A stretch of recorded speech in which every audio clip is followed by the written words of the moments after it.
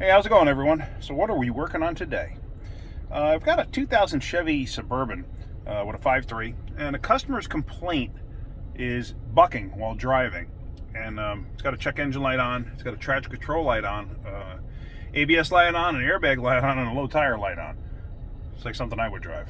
But yeah, so anyway, I just hooked my scanner up. I haven't done anything yet. I haven't looked at anything yet. I will tell you, it is running a little bit rough, like it's got a misfire. So let's actually look and see what the codes are. So here we got the scanner hooked up.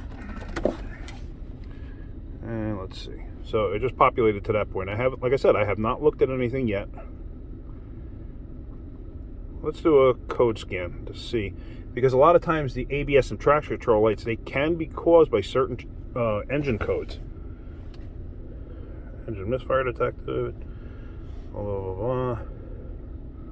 Alright, so just a general PO300. Evap large leak detected.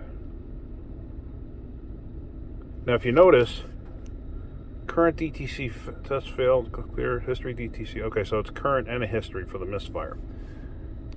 So as you can see, that green line's moving. It's at 33% detected. I just want to see what the other codes are. Well, let me pause the video so this way you don't have to sit through it. And once it comes all up, then I'll come back to it. Alright, so it finally finished. That literally took about 5 minutes. So, okay, we got the engine codes, the evap code, large leak detected. I don't think that would have caused anything with the misfire, but anything's possible. Alright, anti-lock brakes, the pump motor malfunction. Okay, I've seen that plenty of times. The actual motor that's part of the ABS system there, the electric portion of it, they fail. It's not super common, but I have seen it. Brake switch issue, system disabled. Okay. Right rear wheel speed sensor. So we're not going to worry about any of this.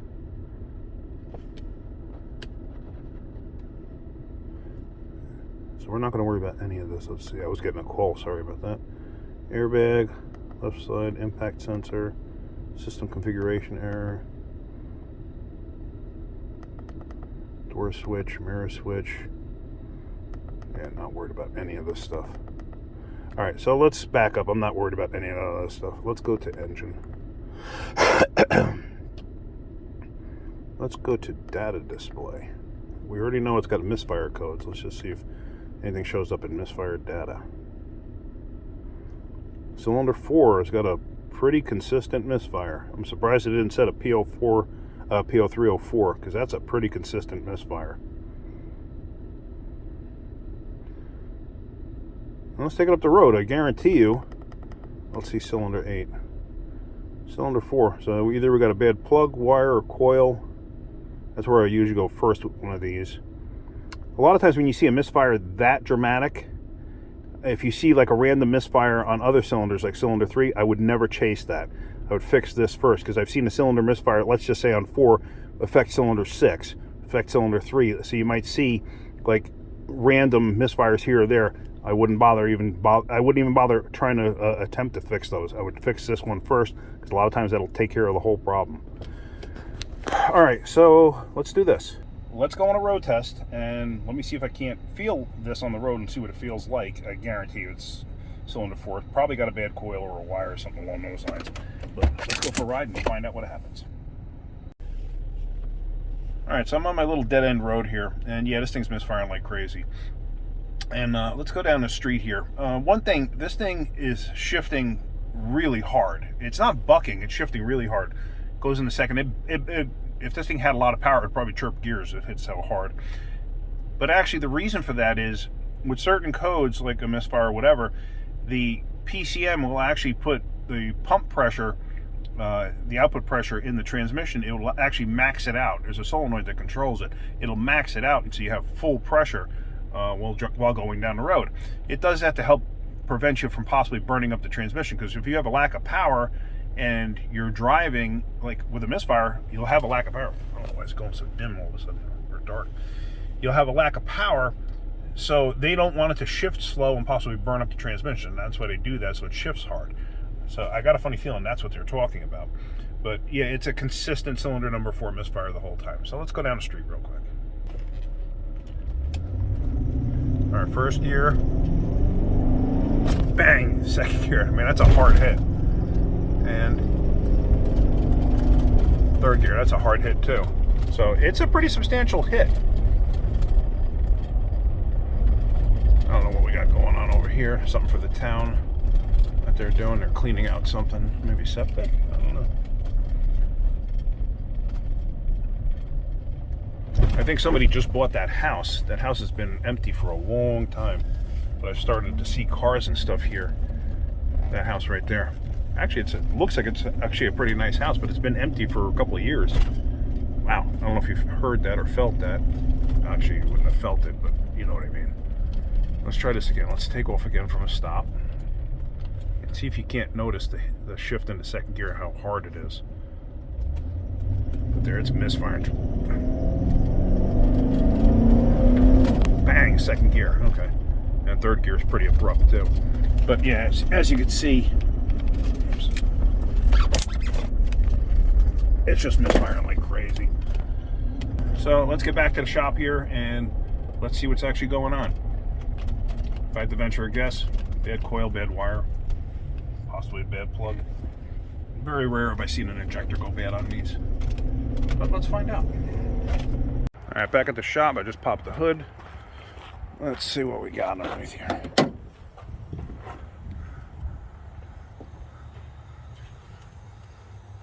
Cylinder 4. Look at head exhaust bolt. Somebody ramshackled that in there. All right. So cylinder 4 is the second one on this side.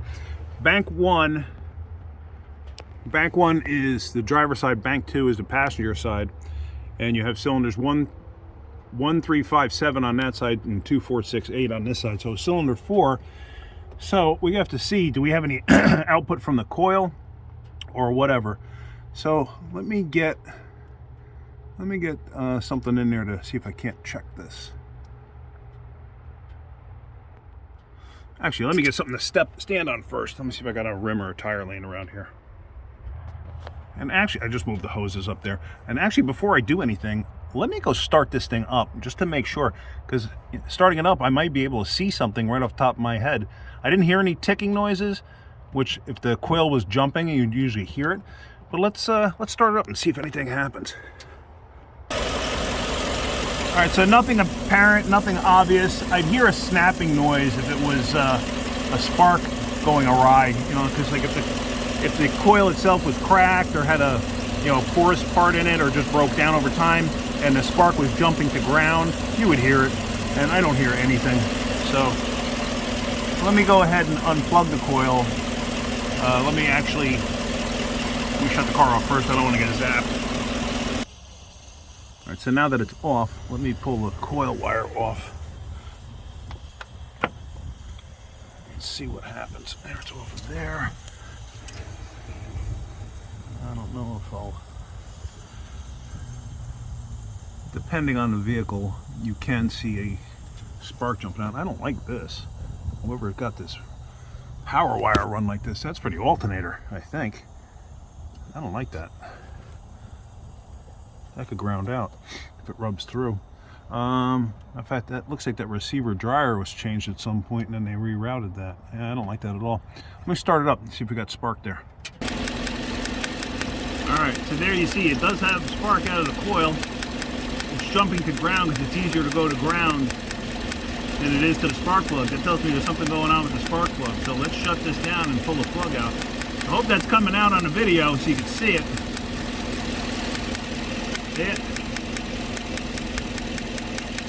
The fact that it's not jumping across and going to the spark plug, which if you think about it, spark plug has what, a 40 thousandths gap? So this thing is jumping like a 1.5 inch gap. So it tells me it's got good coil output, but it's not going to the plug. So why? So let's pull the plug out. All right, so I went to go pull the plug wire off, and this is how it came out. I mean, it just tore to shreds. So if you look close, you can actually see the end there is kind of burned up. See that where the wire is in there? So this here, I mean, it took nothing for me for this to happen. It's not like I had to yank the heck out of it. So yeah, this tells me that we have a burned up wire. I'm surprised I didn't hear it making noise down there. That's very unusual. Usually you will hear it. So let me get the rest of this wire off. Let's get the plug out. I know we're going to be doing at least a single wire and a plug, but I'm going to recommend all the plugs and all the wires to see what happens. So I got the rest of it off, and the edge here is actually hardened. It almost feels like charcoal. It's very, very stiff. So that's from the heat. That's the heat from the exhaust. This thing's supposed to have little tin sleeves that go around the boots. Somebody at some point changed the plugs, I guess, and just never bothered putting them back on. All right, let's get that plug out and let's see what that looks like. So the plug actually doesn't look terrible, but it is carbon felt. I'm going to replace it just to be on the safe side. And let's see. I mean, it doesn't look that old. Somebody did change these at some point. AC Delco 41962s. All right, I'm going to get one plug and one wire on its way for this thing. So I'm going to fix that first and then see what happens. All right, guys, so I come to find out that none of my local stores have a single ignition wire for this thing, so I wound up buying a set. I also got a set of plugs. At this point, I'm just going to put the one wire and the one plug in. I want to make sure the misfire is gone, and then I'm going to put the wires on, and I'm going to see. I'm going to pull a couple plugs out and see what they look like. And if they look fine, I'm going to leave them alone. If they don't look fine, then I'm going to wind up putting a set of plugs in it. But I'm going to do the one for now. I want to make sure the misfire is gone before I go any further. So let's do that. Let's get the plug in, let's get that wire on, and let's see if it's got a misfire still. Now, I kind of figured I didn't have to walk you through putting a spark plug in. Hopefully you guys know enough to be able to do that without me showing you. It's kind of what I'm aimed for with this. That's what the goal of the channel is too, is help people that already have some knowledge, and maybe give some insight to people that don't. But anyway, here I got my long spark plug socket, and I got the plug already in. So let me get that set up there, so now I can actually tighten it, and then I'm going to get the wire on. And there you see, everything's on. So like I said, I'm just going to do the one for right now. I want to make sure the misfire is gone. So let's start it up. All right, so let's fire it up. See what we got. And the misfire is gone. Those random single numbers there, 1, 2, I'm not worried about that. And you can actually feel it's smooth. All right, so let me shut it down. So now what I'm going to do is I'm going to pull out a couple of plugs. I want to inspect them. So if it doesn't need plugs, I'm not going to bother putting plugs in it, but I'm going to put wires on it because I can only get the set. Plus that one burned up, so the likelihood of the other one's burning up is pretty high. So let's do that and get this going. I'm glad I decided to do this because their wires are falling apart. Let's see. You see that one? See that piece broke off in there, and the thing spun relatively easy. And then I pulled off number 6. You see I pulled it off there, and if you look down there, you can actually see a piece of the boot still stuck on it. So that's the wire right there. You can see that one ripped apart too. So yahoo. So let me get in there and get that stuff ripped out of there. Usually what I do is I go down there with this and I can grab the stuff and rip it out. But like I said, I'm going to pull a plug out and inspect it too and see what they look like. I pulled out 2 plugs from the other side, and then I got this plug from the driver's side. They look fine. Somebody did something to this motor at some point. It looks like they either rebuilt it or had the heads off. If you look, that head bolt, see the witness marks on it from somebody tightening it up or whatever? Plus, if you look, the head gasket, you can see just below it, right there, you can see the corner. That's a new head bolt. I mean, a new head gasket. So somebody has done something to this in the past. I don't know how long ago, but so they probably put a set of spark plugs in it then. So I'm just going to continue. I'm going to put this plug back in it, and I'm just going to put the wires on it. At least this is the first one. This first one on this side, number 1, is the first one that actually came apart without breaking. So, all right, let's keep going. We're all together now, and So one thing I wanted to explain to you too is, I know some of you are probably going to question because I mentioned that it's missing those metal shields down below. None of my local parts stores have it. They have to order it. I'm going to have them tomorrow, but I wanted to get the customer their car back. So I ordered them, and we're going to have them tomorrow. Obviously, I didn't put the spark plugs in. I only did the one. But yeah, all the coil wires are on now. I should have those shields tomorrow. We'll have them come back at another point in time for me to put those on. And one thing I wanted to show you is, see this? See this large pad? Like, I lay this down so I can lay on this instead of getting jagged edges on me. It's a nice thick pad. It's great too as a creeper. You know, you lay it on the ground and you just lay on this. And this is actually garage door insulation. This is for like a garage door panel, like you would lay this in the panel of a regular garage door, like at your home. And this thing works phenomenally as like a kneeling pad, a lay down pad, a creeper, you know, for underneath the hood like this. You know, like if you got to lean over the latch, you know, you just put it like this. This way you're not actually on top of it, excuse me. But yeah, I just wanted to show you that. I don't even know, I don't remember where you can get these. I have seen them online. If you just look up garage door insulation, foam garage door insulation, you should find this.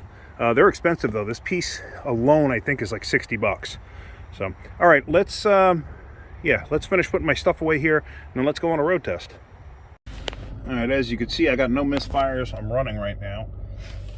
But what I'm gonna do is, let me just back out of this. Oh, I'm sorry. I want to clear codes. Now GM, it tells you engine off. However, you don't have to on a GM. You can actually clear it while it's running. Continue. Just verify. Yeah, see no codes. All right, so let's go for a road test and see what we got.